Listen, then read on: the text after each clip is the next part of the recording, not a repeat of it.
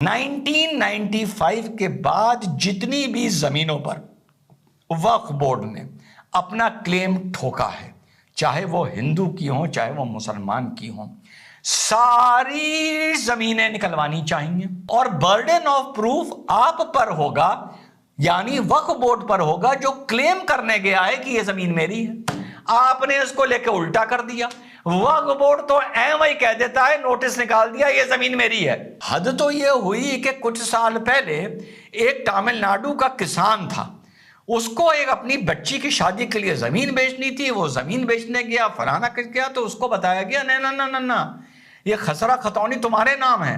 लेकिन वक्फ बोर्ड ने तमिलनाडु की ये जमीन अपनी डिक्लेयर कर दी है। अब मैं आपको बताऊं कि जो लोग वक्फ बोर्ड के खिलाफ हैं वो आप लोगों को क्या गलत जानकारी दे रहे हैं और सल्यूशन क्या है ये भी बताऊंगा। तरीका यह होना चाहिए था कि अगर वक्फ बोर्ड को लगता है ये मेरी जमीन है तो वक्फ बोर्ड सिविल कोर्ट जाए।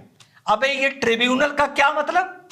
ट्रिब्यूनल का क्या मतलब? यहां पर 80% लिखाई उर्दू में हो रही है, सारे वहां पे मौलाना और पढ़े लिखे जाहिल बैठे हुए हैं। इसका सलूशन अभी भी नहीं निकलेगा, बता दूं मैं आपको, क्योंकि मेरी राय कहीं चलेगी नहीं और मैं जो राय दूंगा उसमें सरकारों को मेहनत करनी पड़ेगी। हाँ तो साथियों, आज का टॉपिक है वक्फ बोर्ड। वक्फ बोर्ड पे गवर्नमेंट बिल ला रही है, अबाउट 40 अमेंडमेंट्स के साथ ला रही है।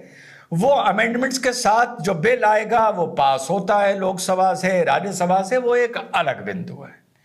आज आप लोगों को वक्फ बोर्ड के बारे में बड़े संक्षेप में, कहां से शुरू हुआ, क्या ये कंसेप्ट था, कहां से बेईमानी शुरू हुई, कहां सरकारों ने गलती करी, कहां सरकारों ने तुष्टीकरण किया, क्या चीज जो लोग वक्फ बोर्ड के खिलाफ हैं वो आपको गलत बता रहे हैं, सच्चाई क्या है और इसका फाइनल सल्यूशन क्या है।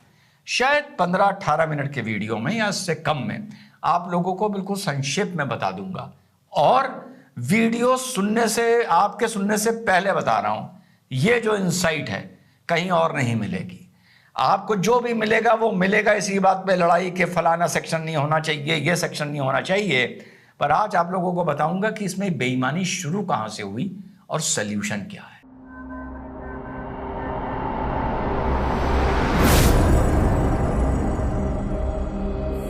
हेलो, नमस्कार, सत श्री अकाल, अस्सलाम वालेकुम। कैसे हैं जनाब? वक्फ का जो कंसेप्ट है ये शरीयत में पिछले लगभग 1400 साल से है।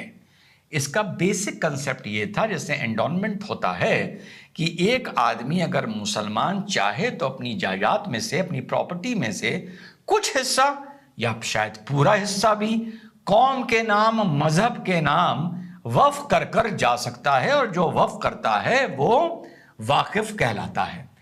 यह चीज एक अनऑर्गेनाइज सेक्टर की तरह इस्लाम में चल रही थी, एक शरीयत के तहत, बहुत पहले से, 1400 साल से। अब हम इस पूरे पीरियड को माइनस करके नए आ जाते हैं। 1923 में पहली बार सुन्नीज ने और शियाज ने ब्रिटिश गवर्नमेंट से ये गुहार लगाई कि ये जो प्रॉपर्टीज हमें मिलती हैं वक्फ के नाम पर, जो लोग हमको देकर जाते हैं, जहाँ पर कब्रिस्तान भी बनते हैं, मस्जिदें भी बनती हैं और दारुल उल्म भी बनते हैं, मदरसे भी बनते हैं, प्रॉपर्टी कभी कभी रेंट पर भी दी जाती है और आपके मुसाफिर खाने बनते हैं लोगों मुसाफिरों के ठहरने के लिए। तो एक तरह से ये कंसेप्ट था कि ये जो पैसा है ये कौम के अपलिफ्टमेंट में शुरू में इस्तेमाल हो, ताकि किसी को कोई प्रॉब्लम ना हो जो कौम में गरीब लोग हैं। स्पष्ट बता रहा हूं, कौम की बात है और हदीस से ये कंसेप्ट आया था। 1923 में ये गुहार लगाई गई ब्रिटिश गवर्नमेंट से कि इसको रेगुलराइज कर दिया जाए। तो 1923 में ब्रिटिश गवर्नमेंट ने इसको रेगुलराइज किया। यहां तक सब चीज ठीक चलती रही कि भाई मेरी प्रॉपर्टी है, मैंने मरते वक्त इतनी प्रॉपर्टी अपने बच्चों को दी, इतनी प्रॉपर्टी मैंने वक्फ कर दी जो कौम के या मजहब के काम आएगी। यहां तक प्रथम दृष्टिया सुनने में ठीक लगता है। जैसा एंडोनमेंट एक्ट है, आप लोगों को पता होगा मंदिरों का, उसमें भी आदमी अपनी कभी कभी प्रॉपर्टी, बहुत प्रॉपर्टी मंदिर के लिए, दान के लिए, समाज के लिए, धर्म के पुण्य के काम के लिए गिफ्ट करता है, चैरिटी करता है। बेसिक फर्क ये आया कि 1947 के बाद ये जो हिंदूज का एंडोनमेंट एक्ट था जिसमें लोग चैरिटी करते थे धर्म के लिए, इसको सरकार ने अपने अधीन कर लिया और मस्जिद को, मदरसों को और वक्फ को पूरी तरीके से अपने अधीन नहीं किया। ये शुरू हुई पहली गलती।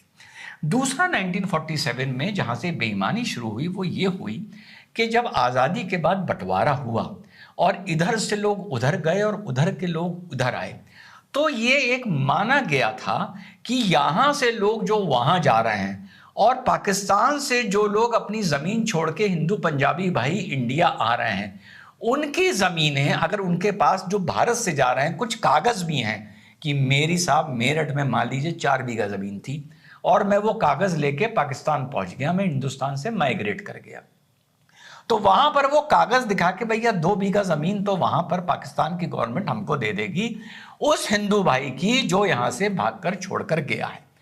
इसी तरीके से जो वहां से यहां कुछ अपने कागज पत्री कुछ लेकर आया, ये माना गया था कि यहां से जो मुसलमान अपनी प्रॉपर्टी छोड़ छोड़कर रातों रात भागे हैं, वो प्रॉपर्टी, वो जमीन पौने दामों में, आधे पौने दामों में, सब्सिडाइज रेट में, 10 रुपए के 2 रुपए में उस हिंदू भाई को हिंदुस्तान में मिल जाएगी जो यहां पर खाली हुई है, एक दूसरे को मिल जाएगी। यहां तक शायद मैंने बड़ी सिंपल लैंग्वेज में आपको बताया होगा। बेईमानी कहां से शुरू हुई? वो ये शुरू हुई कि जब यहां से मुसलमान अपनी जमीनें छोड़ के गए, 2-4% तो जाने से पहले वक्फ कर गए, लेकिन किसको पता था कि रातों रात ये हालात हो जाएंगे। पर जिन लोगों को ये आइडिया था हफ्ता दिन पहले, 1 महीना पहले, 2 महीना पहले कि ऐसा बंटवारा होगा, तो उन्होंने प्री एम्प्ट करते हुए सिचुएशन को अपनी जमीनों के बड़े बड़े हिस्से वक्फ को कर दिए कि भैया जो भी अब हिंदुस्तान में रहेगा वो उसको संभाले। यहां तक भी ठीक है।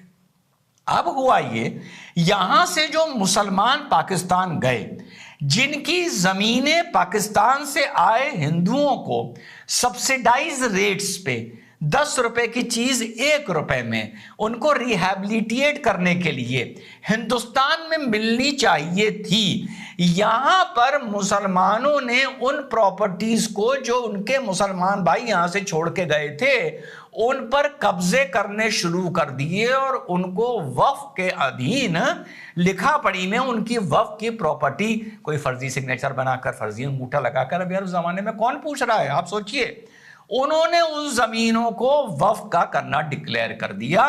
तो जो हिंदू भाई वहां से यहां आए उनके पास जमीनों के नाम पर कुछ नहीं था, मोटा मोटा। यहां से बेईमानी शुरू हुई। चलिए भाई, आपने जमीन अपने नाम कर ली, बेईमानी तो उसके बाद फिर ऐसे चलती रही कि साहब वक्फ की ज़मीनें बेची जा रही हैं, जो किराया आ रहा है कागज़ों पे कम किराया दिखाया जा रहा है, वैसे बढ़ा दिखाया जा रहा है, पैसे सिर्फ सीधे मुतवल्ली को पहुंच रहे हैं जो इंचार्ज है। तो 1955 में आके ये एक्ट बना दिया गवर्नमेंट ने, और किसी के लिए नहीं बनाया। एंडोनमेंट एक्ट को गवर्नमेंट ने अपने अधीन कर लिया, लेकिन वक्फ एक्ट बनाकर ये पूरी प्रॉपर्टी मुसलमानों को हैंड ओवर कर दी। चलिए साहब, वहां से भी चलता रहा। अब आगे आके धीरे धीरे जब 1995 आए, नरसिम्हा राव जी की गवर्नमेंट आई, तो इस एक्ट को, वक्फ एक्ट को अमेंड किया गया, और अमेंड करने के बाद उसमें कुछ चीजें ऐसी जोड़ दी गई जहां से बेईमानी और चोरी एकदम से, चोरी और सीनाजोरी एकदम से बढ़ गई। 2 एक्ट, सेक्शन मोटे मोटे वक्फ एक्ट 1995 में जो आए, सेक्शन 40 एंड सेक्शन 85।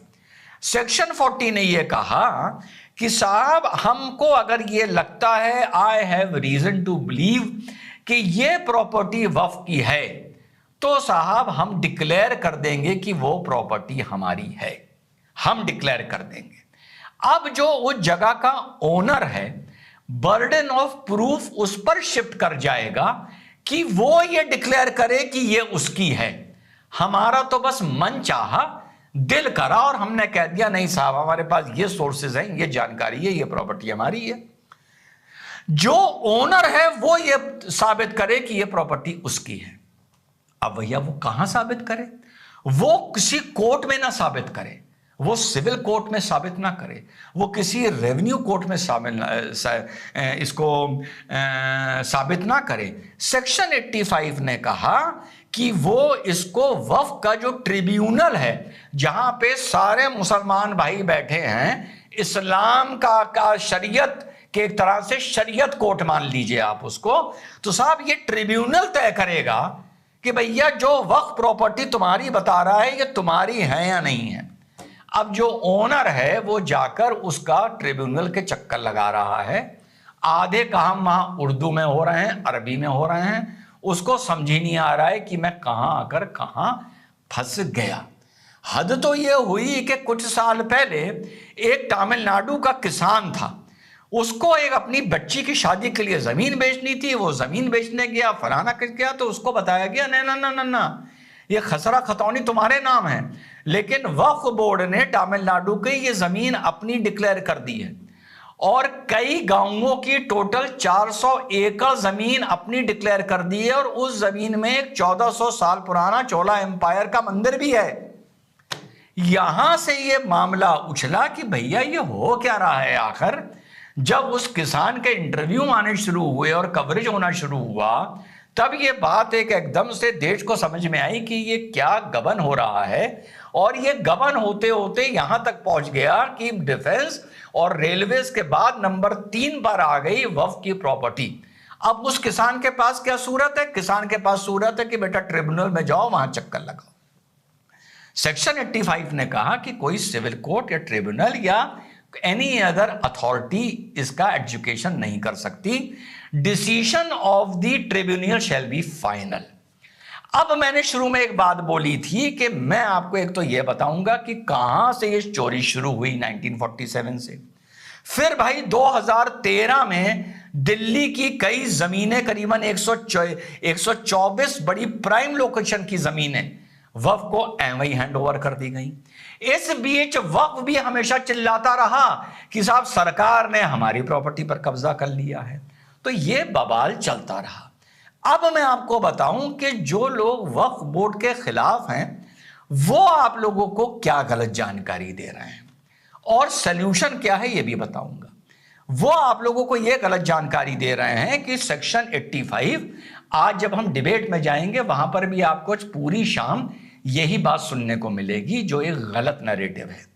वो आपको यह कहते मिलेंगे कि वक्फ बोर्ड अगर किसी संपत्ति को अपना डिक्लेयर कर देता है तो दूसरा आदमी को ट्रिब्यूनल जाना होता है। यहां तक तो वो सही है, क्योंकि सुप्रीम कोर्ट ने ऑर्डर में कहा कि वक्फ बोर्ड को लेकर, प्रॉपर्टी को लेकर कोई भी अगर डिस्प्यूट होगा तो आपको पहले ट्रिब्यूनल जाना है। शब्दों का खेल बदल के चलिएगा।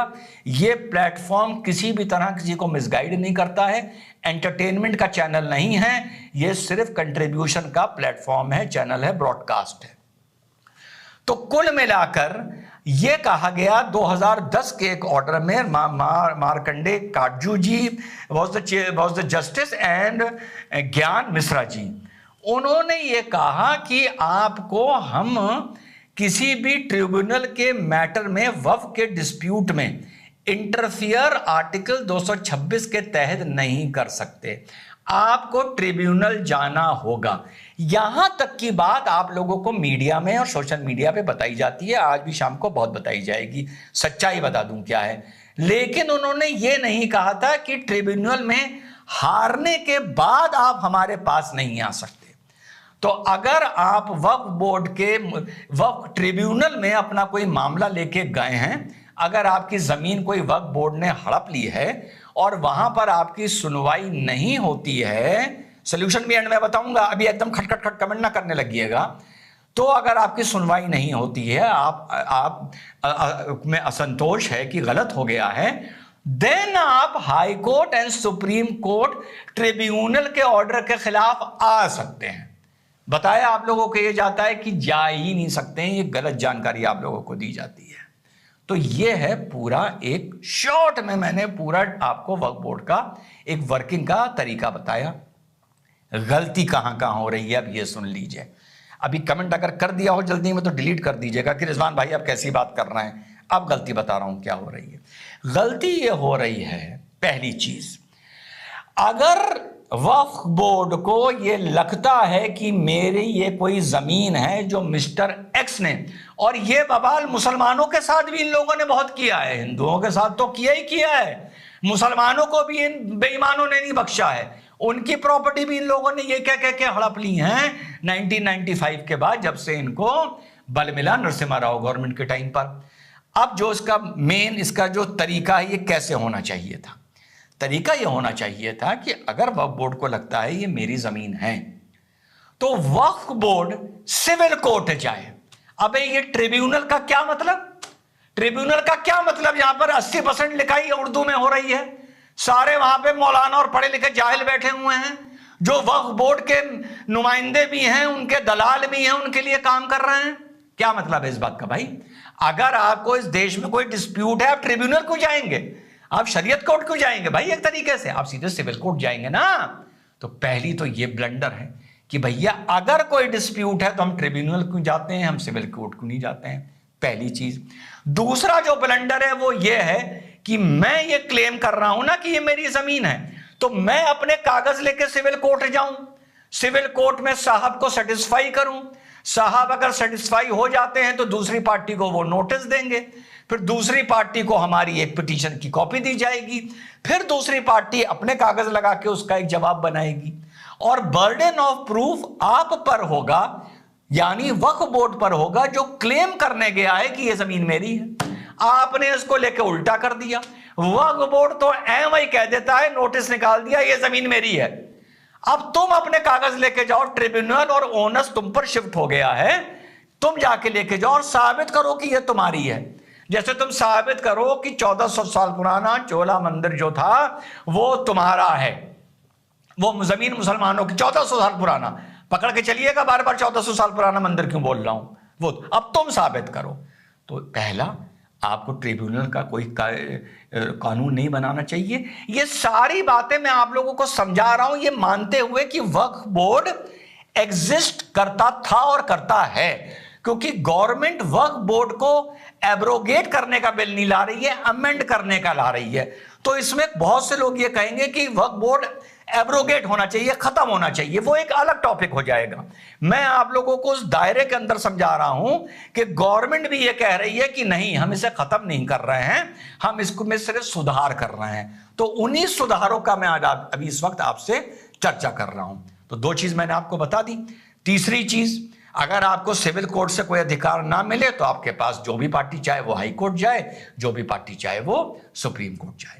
तो ये एक बेसिक दो ब्लंडर्स हैं वक्फ में। 1947 के बाद जो जमीनें वक्फ की बता बता के हड़पी गई, मुझे नहीं लगता कि वो रिकवर हो पाएंगी और उस परिवार को और गवर्नमेंट को मिल पाएंगी जो लोगों ने 1947 से 1955 के बीच में इस तरह की एवैक्यू प्रॉपर्टीज को कहा जाता था, जो लोग यहां से चले गए हैं, उसको अपना बना लिया।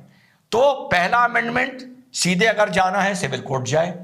दूसरा अमेंडमेंट कि साबित वक्फ बोर्ड को करना पड़ेगा ये जमीन मेरी है, आपको आदमी को नहीं करना पड़ेगा जिसकी जमीन पर वक्फ बोर्ड ने अपना मालिकाना हक जबरदस्ती ठोक दिया है। अब इसका कुल मिलाकर सल्यूशन क्या है?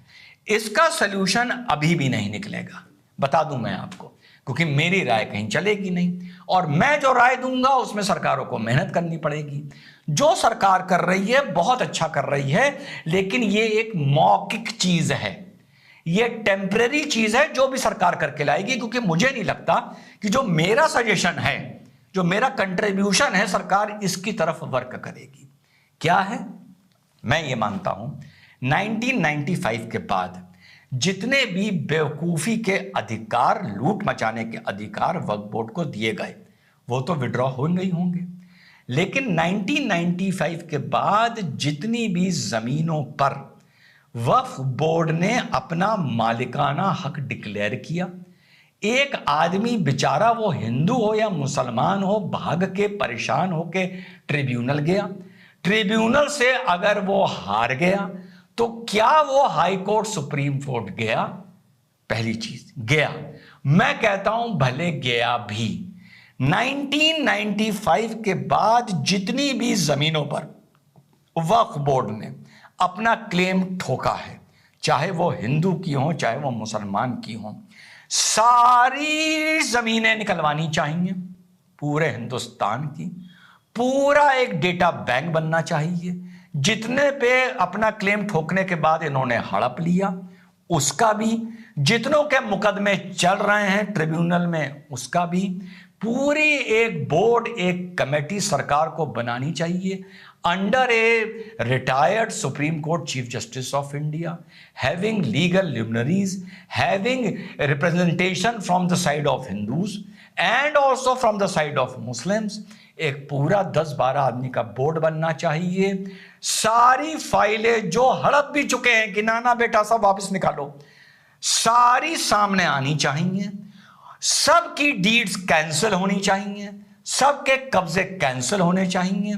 जो भी अमेंडमेंट सरकार लेके आ रही है, इन पुराने 30 साल के मामलों को उन अमेंडमेंट के तहत रेट्रोस्पेक्ट में जाकर कि पिछले 30 साल में तुष्टीकरण के नाम पर, दादागिरी के नाम पर वक्फ बोर्ड ने क्या क्या लुट्टस मचाई है, क्या क्या वाकई वक्फ की जमीनें बेची हैं। मैं गवाह हूं कब्रिस्तान बेचने का, जिसके लिए मैं लड़ा था। वक्फ की जमीन थी और उसको आप लोगों को याद होगा, मैंने बताया था, डीजीपी साहब थे, उनकी पत्नी थी गीता सिंह, 4,500 स्क्वायर फीट जमीन प्राइम गोमती नगर में करोड़ों की बेच दी गई। क्यों बेच दी गई, क्यों उन्हें कब्जा देना अलाउ कर दिया गया? मैं गवाह हूं, मैं लड़ा हूं कि कब्रिस्तान की जमीन के लिए। मेरा उसके बाद मेरी किडनैपिंग हुई है, मुझे मारा है एसटीएफ ने, मुझे जलाया है एसटीएफ ने, सब कुछ हुआ है। तो ये पूरा जब तक 1995 से पूरा नहीं खंगालना शुरू करोगे और जहां जहां गलतियां हुई हैं वक्त से वो वापस संपत्तियां नहीं लोगे। और इस कमेटी के सामने जो वक्फ बोर्ड क्लेम करता है कि भैया ये शुद्ध मुसलमानों की प्रॉपर्टी थी, प्राइवेट प्रॉपर्टी थी, गवर्नमेंट को नहीं थी, वक्फ को दी गई थी, वो फलाने ने कब्जा कर लिया, उसके भी ढेर यहां पर लगाओ, इसका भी ढेर यहां पर लगाओ जो वक्फ बोर्ड ने कब्जा कर लिया। और साल भर के अंदर पूरी चीज फाइनल निकाल के गवर्नमेंट को अपनी रिपोर्ट सौंपो, गवर्नमेंट इसकी जमीन लेके उसको दे, उसकी जमीन लेके उसको दे। उसके बाद तुम्हें अगर कोई आपत्ति है मिस्टर वक्फ बोर्ड, तो तुम्हारे लिए भी हाई कोर्ट और सुप्रीम कोर्ट इस देश के खुले हैं, जाओ और वहां पर बात करो और लड़ाई लड़ो। तो मेरे हिसाब से ये इसका फाइनल लॉजिकल कंक्लूजन होगा। सरकार जितना भी अच्छा अमेंडमेंट ले आए, 1995 के बाद से 2025 तक 30 साल जो गुंडागर्दी हुई है, जो लैंड माफिया की तरह कहीं कहीं वक्फ बोर्ड ने काम किया है, उसका हिसाब कौन करेगा? आई रियली डोंट नो कि गवर्नमेंट इस एंगल से, इस नजर से सोच रही है या नहीं सोच रही है। जय हिंद, वंदे मातरम, खुदा हाफिज।